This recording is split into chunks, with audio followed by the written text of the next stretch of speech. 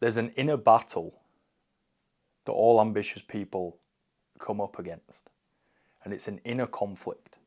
Wanting to achieve a goal so bad that you end up placing these like tight parameters on your life where you're saying, I'm only going to be happy when I achieve this thing.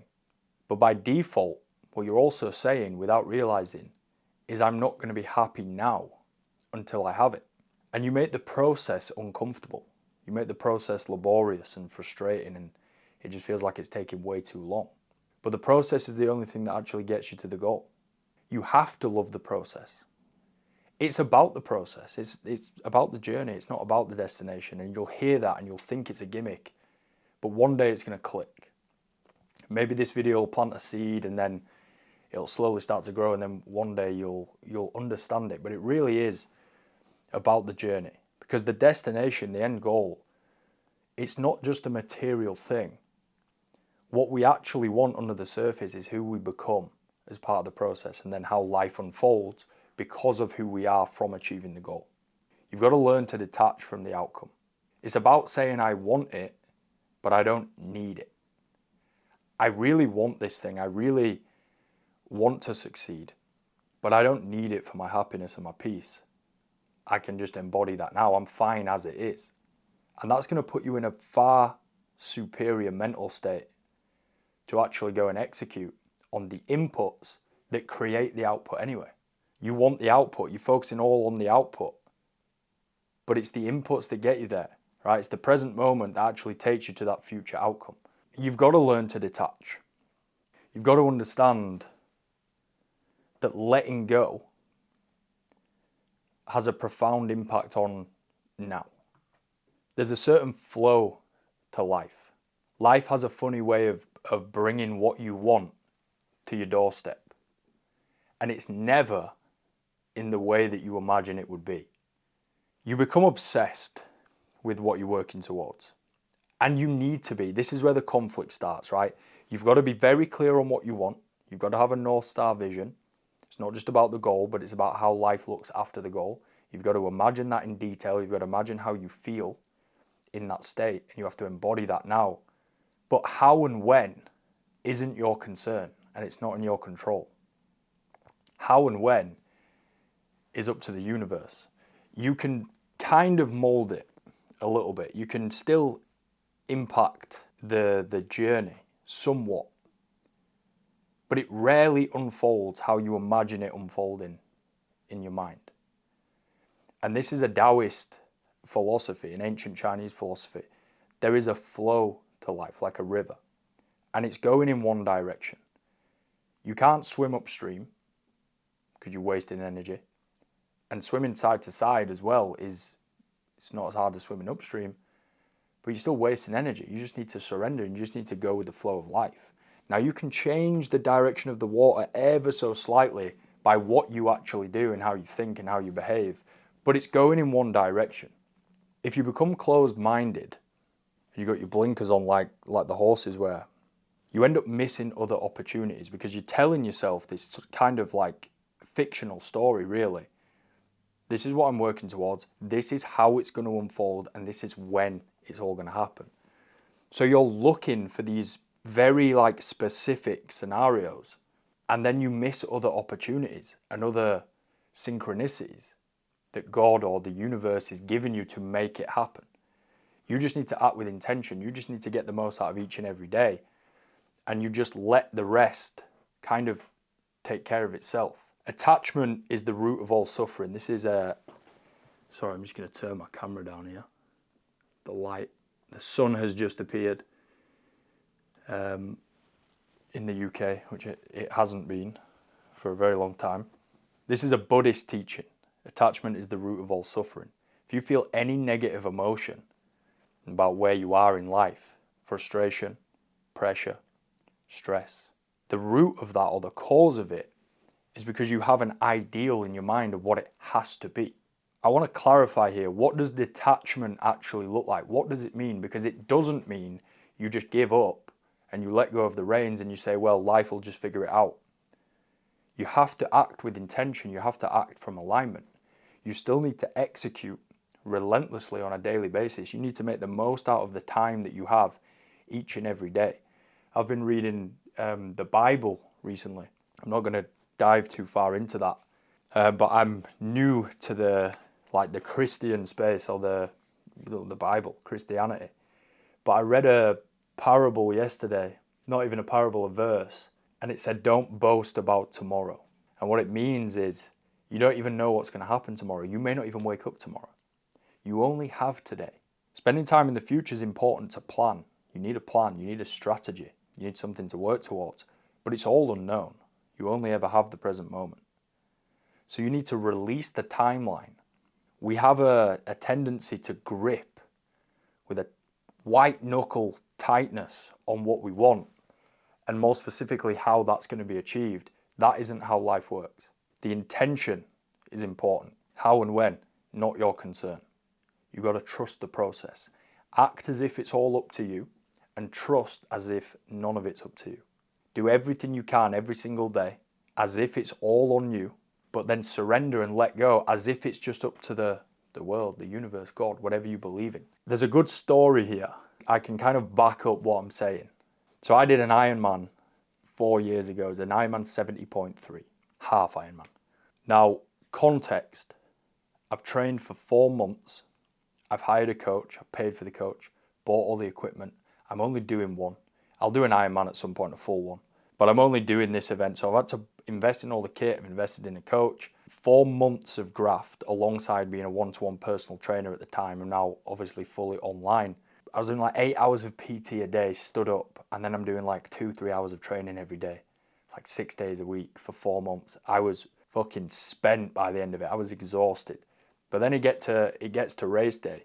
Did the swim, lap 1 of the bike, I hit a pothole. Didn't see the pothole till the last minute, until I was fucking flying over the handlebars. But I'm clipped in, right? We've got the shoes that clip in. I'm going over the handlebars, but the bike's coming with me. So my whole thing is just fucking flipped. And I've landed in this ditch next to the side of the road. It's like these old country roads in England, in York. And I've landed in this ditch, in this like holly bush. At speed as well, I was going pretty quick. Somehow, I'm unscathed. I'm absolutely fine, right? But my bike is fucked. Now, all these riders are going past. None of them are stopping. They've trained just as hard as me. They don't want to ruin their race, and I don't blame any of them. I'd have probably cycled past someone else unless they were actually physically hurt. They could see I was all right. So now I'm walking with my bike. Both tyres are popped. The handlebars are upturned. Didn't have any inner tube, didn't have any of the stuff to fix it. And even if I did, I didn't know what I was doing. I'm a newbie with like road bikes. So I wasn't prepared, I didn't have the stuff. And I'm walking now. All the cyclists have gone past me. I'm on these, in the back arse of nowhere, on these country roads. And I'm starting to spiral big time in my head, because I'm thinking about all of the time, all of the money that I've put in. Part of the story I didn't say in the beginning there was I've raised £4,000 for the Teenage Cancer Trust. I've had all these people on Instagram following my journey, all these people donating, everyone supporting me, and the Teenage Cancer Trust have been in touch saying, you know, they obviously support me too. They're giving me the jersey and everything for race day. And now I'm going to be disqualified. Shit. What do I do here? All these people waiting to hear how I've got on. I've got all this money waiting. Do I have to refund the money? Are people still going to be happy for me to give it after I've not completed it? That's the whole point. They're giving you money because you're completing this hard event. And I'm really having a hard time. I'm really worried. I had all my family there watching me, my girlfriend at the time, her family.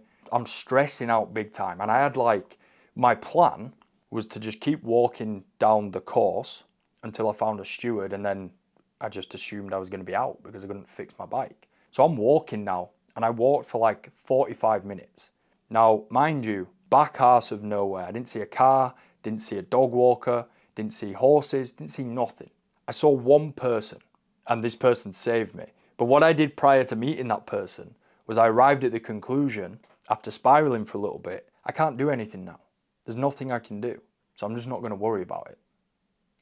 Is what it is. And when I did that, I just felt this sense of presence and calmness and stillness. And I was like, oh well, I'm sure there'll be a lesson in this somehow. I'm sure I'll come out of it and be able to reflect on it as time moves on. And I can just say, yeah, I can see why that happened now. The one person that I crossed after about 40 minutes of walking my bike down the road, it was this really long straight road. I could see for miles. And there was a crossroads at one point. And as I'm walking down the long straight road, there's a guy that comes out and meets me perfectly at the right time. If I was any sooner or later, we'd have missed each other. And he was cycling across and I'm walking this way. He was on a solo bike ride. He had 2 inner tubes that fit my bike, my tyres, and he had a gas can in his bag. So he flips my bike up, he sorts all this shit out, sorts the tyres out, and then sets me on my way. And I didn't appreciate the magic of this in the moment. It's only reflecting on the story now where I'm like, that is just absolutely nuts. I saw nobody else. Just that one guy who had everything that I fucking needed. And I crossed him at the perfect time. And the moral here, the moral of the story, is sometimes there's just like a bigger plan. There's other things at work. Nobody knows what this experience is about, really. You know?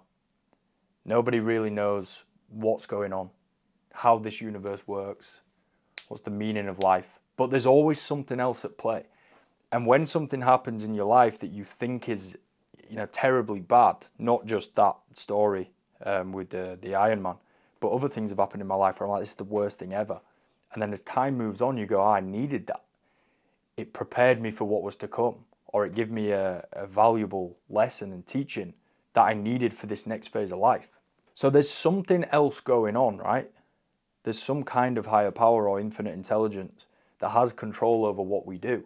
We can try and manipulate it as much as we can, but we really don't have control over how things work. And when you detach, you flow with this process. I'm reading a book at the minute called Living in Flow, The Secret to Synchronicity by Sky Nelson Isaacs, the author's called. It's basically affirming this. It's basically saying, like, you have an intention. You work towards a goal. You do as much as you possibly can, but you remain open to the fact that there might be a way to do this and bring you what you want that's counter to the story that you've got in your head. And that idea, if you can embody it, of wanting but not needing and detaching from the outcome, you remove all suffering, you enjoy the process, and you execute way better in the moment. The inputs that take you to the output, you're now executing at a higher level. So you stop forcing timelines, right? You focus on today. You show up every single day. You train hard. You eat good, clean food. Stay out of bullshit. Stay out of clubs. Stay out of all that degenerate shit, right? One night stands. You're trying to... Almost said something bad then, but... just staying out of bullshit. Living like you actually want to achieve the thing you're saying you want to achieve. Building momentum in the present moment. And just let it unfold. It has a way of unfolding that we cannot fathom. You execute from where your feet are. That's it. The man who enjoys walking will walk further than the man who enjoys the destination. Everyone's focused on the destination. People don't focus on the process. Got to be process driven. All about the process. You operate with high standards, but you loosen your grip. Detach. I want it, but I don't need it. I'm controlling the inputs to the best of my ability every single day, but what happens, happens. I'm open to whatever the universe gives me, whatever the correct course of action or path is. So the moral of the story here, guys, you can be as ambitious as you want, dream as big as you want. I'm a big believer in that. But flow with life. Don't fight it. Swim downstream with the flow of water. Don't swim upstream.